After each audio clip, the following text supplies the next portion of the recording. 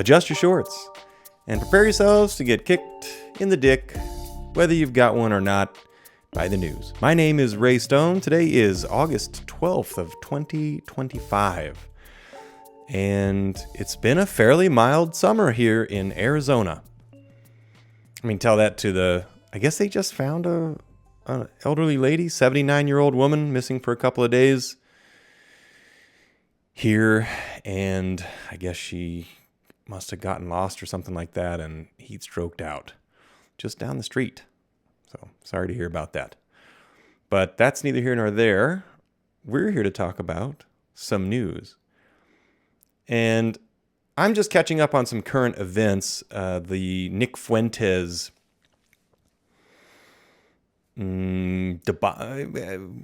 firestorm? I'm not sure what you call it. Virus. Wait, when you go viral, what is that? That's a virus, right? Okay. I heard about Nick Fuentes on the Tucker Carlson and Candace Owens interview, and I mean, it didn't seem like they were really tearing him down, but then I was like, what is this all about? And so I Googled what the Nick Fuentes rant is, and so before we go any further, before we jump into the news, I'd like to just give you 30 seconds of the Nick Fuentes rant, and then we'll do a little bit of a dive into what it's all about. So this is Nick Fuentes, and this is his rant. And now he says, if you're not on board with the Epstein cover-up, I don't want your support. You're a weakling. Fuck you. Fuck you. You suck. You are fat. You are a joke. You are stupid. You are not funny. You are not as smart as you think you are. You are, and honestly, and if you watch my show, you know I've been very critical. I've never been this far. This just goes to show this entire thing has been a scam. Okay. Now this is an ex-MAGA. I mean, a mega MAGA. He's an ex-mega MAGA who was, at the Trump rallies and vocally supporting Trump. And the reason that I brought this up is because it once again shows what I have always believed to be true. And that is, and I'm even guilty of this myself, because I even started to allow myself to hope that Trump was going to break up the normal way of doing business. But it is once again, this is proof that no matter what you think, no matter what side you're rooting for, the game is, as always, keep us looking left and right while the train is going right down the center. The train is on its tracks, and it really doesn't divert course. We just don't see it until we're already down the way. We don't see where it's going, but I bet you there's a group of people that do see where it's going, and they even have a name, but we're not going to say the name. We don't want to build like some type of an iceberg that you can't get around or anything like that. But really, I mean, basically, he's right. And honestly, I even think I believe Trump actually kind of believed that he could make a difference. I bet you he did. I think that in the days and weeks and months leading up to the election, I think he said a lot of things. I think he whooped himself up into the Trump fever. And I think that even when he got in there, he started to do things that actually stood up for what he said, that supported his campaign boasts. But I bet you the Bill Hicks bit is correct about when you get elected president, you go in and you have ideas of your own, and then they sit you in a room and the shades go down and a screen comes down and they project on that screen an image or a video of never seen before footage from an angle never seen before of the Kennedy assassination. And then the lights come back on, the screen goes up, the windows open, and they ask you any questions. and you say, just what my agenda is. That's the Bill Hicks bit. And I think that that's really what it is. There's obviously money behind the scenes controlling everything. They know it's easy. All you've got to do is distract us, give us just enough, but not quite enough, so that we'll stay busy worrying. And if we're busy worrying, but at one point, sometime in the future, we won't worry about it anymore. The homeless are already fighting it. I mean, one good argument for homelessness is, fuck that. Just what old Fuentes said. Fuck you. Okay, well, let's jump into some news. We're going good news first. Rugby team carries wheelchair-bound dad up Snowdon Peak, fulfilling his lifelong dream. Cool. What's interesting about this photo is my eyes were drawn to the kid with the polio crutches. So, cool. I'm glad they carried him up the mountain. Go Rugby. Meningitis can now be spotted quickly spotted in babies thanks to new non-invasive test to replace spinal taps. I colluded with AI, Grok, and said, hey, you know what? Why don't you cure cancer? Show me a new idea for that. And Grok was like, sure. You could probably do hydrogen. You just separate hydrogen and you over-hydrogenate a body, which won't hurt the body, but it will starve the cancer cells of the oxygen that they need. Now, our cells need oxygen too, but I thought it was an interesting concept. And I asked him if there has ever been a study conducted, and he said, no, this is an idea of its own. San Francisco trash company marks 35 years of stunning art made with recycled garbage. And they only show you a couple of pictures here. And what's funny is when I go to my dump, they say no scrapping, don't remove anything. So that means they get to? Bastards. This is odd. Blowing in a conch shell helps treat dangerous snoring symptoms for folks with sleep apnea. If you blow into a conch shell, I always say that wrong. Who thought of this? Whose idea? Wait, who do we have to thank? Fuck. I don't know. We're out of ideas. Let's blow into a conch. A tiny goat triplet shunned at birth, now thriving after 2 sheepdogs adopted her and teach her to be a collie. Not sure if that's newsworthy. Astronomers uncover possibly the largest black hole. It bends light into a giant Einstein ring. That's kind of neat if that's a real image. The thing we have to remember is all of these images are generated because of the way that the technology works. This isn't the actual image. This is a generated image by a computer who takes information and reassembles it. So it's like, it might not actually be what it looks like. It bothers me, these photos of space. I just went down a moon landing rabbit hole this morning as I was working out. And there are way too many things. I have wanted to believe this my whole life. I am 45 years young. And in my 45th year, I started doubting it. And the more that I look at it, what I do hate is that they try to then say the earth is not around. And it's like, well, yeah, but that we believe is true because of what the sailors all said from back before there was like space stuff. Like, you have to use the stars and whatnot, and they're different in different places on Earth because it's a spinning ball, which I still believe, but, it's like, because the moon landing being fake doesn't change what we think about space and the planets. So let's not go crazy, boys and girls, but I do feel like the moon landing, dang it, may have been staged. Dang it! Hero lifeguards race towards cries of help and rescue mother and son drowning in rushing river nearby. Well, that's cool. Lifeguard on duty by accident. Now, this is crazy. Hospital tailors kidney transplant to protect teen baseball player's swing, putting it on other side of his body. So apparently this kid only has one kidney, loves baseball so much that he wants to transplant it to the other side of his body so that he doesn't get hit by a pitch in his one good kidney.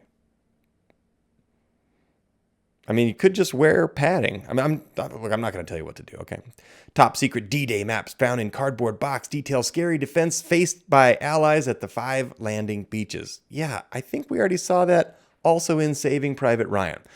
First 3D printed home made primarily from soil is built in Japan, ditching unsustainable concrete. Now, this is a pretty cool thing. These 3D printed houses that they're building are really astounding.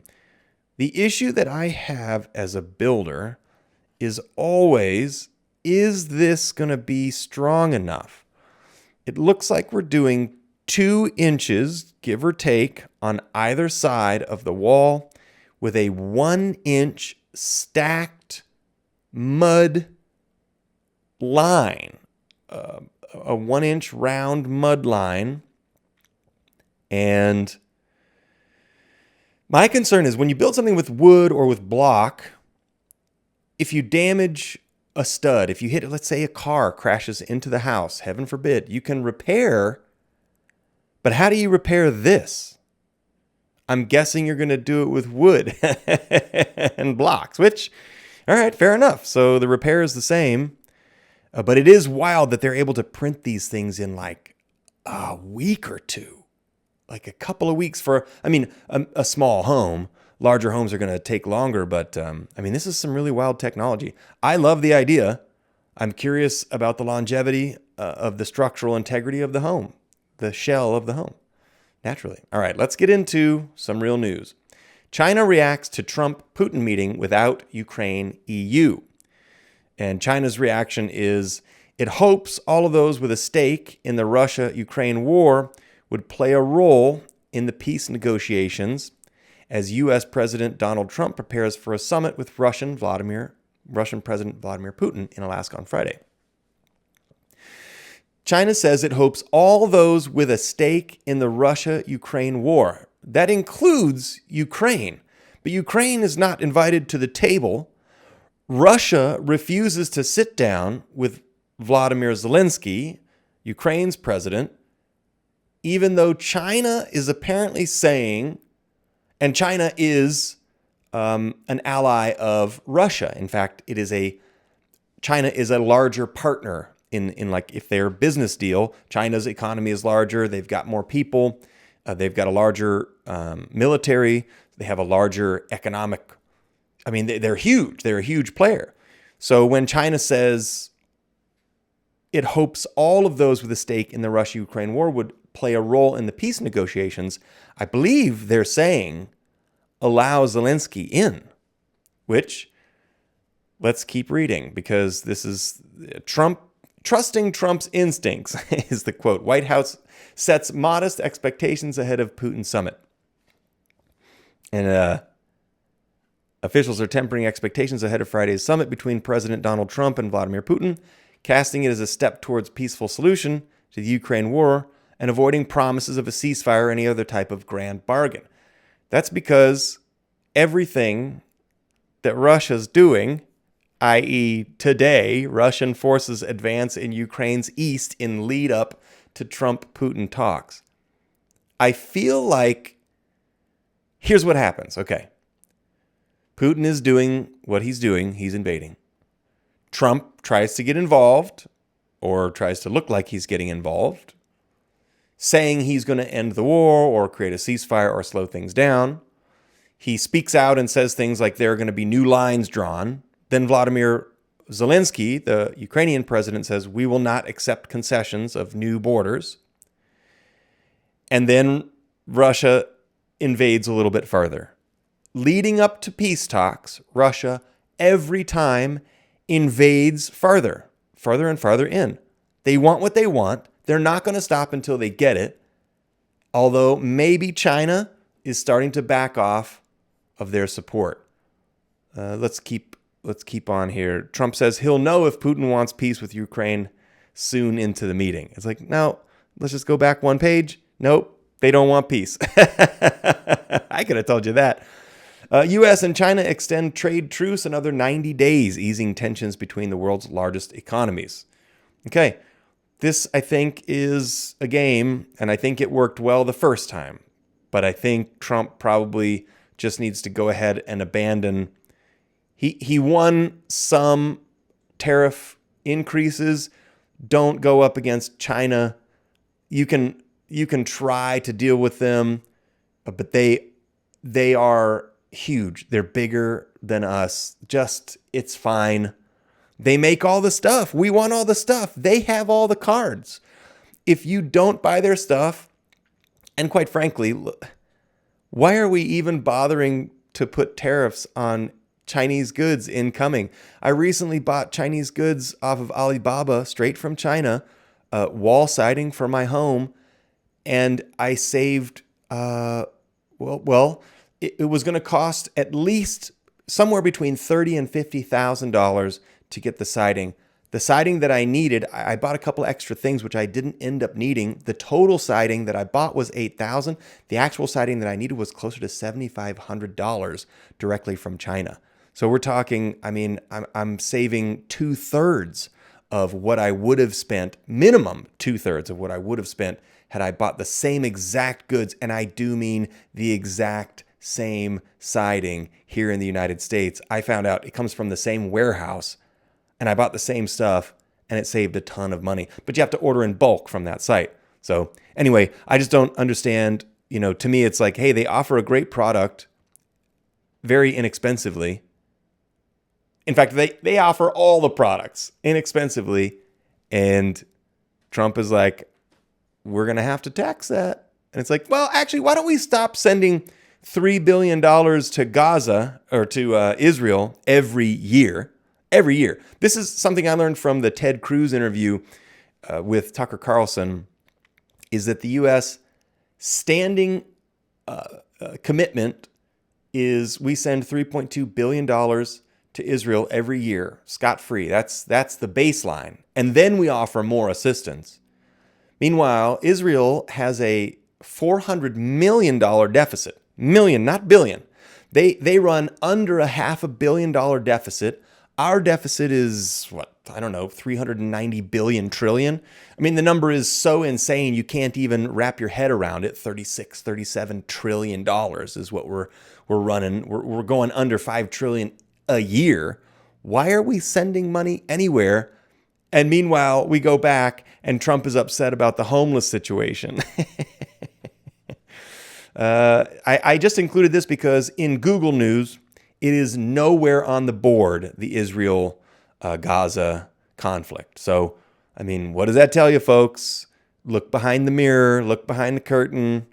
It's still going on. And by the way, a bunch of Al Jazeera reporters got assassinated, bombed. Their tent got bombed in the last couple of days for reporting things that, Israel didn't want them to report. But it said it's because of Hamas. Don't forget, every time Israel does anything, it's because of Hamas. That's why. The terrorists. Just like we did with the Taliban, the terrorists. We can't let the terrorists win, so we're going to make everybody take off their shoes at the airport for the next 20 years. 25 years. All right, here we go. Trump's remarks on homeless in D.C. spark concerns among homeless advocates. The only part of this that bothers me is homeless advocates. You shouldn't be advocating homelessness.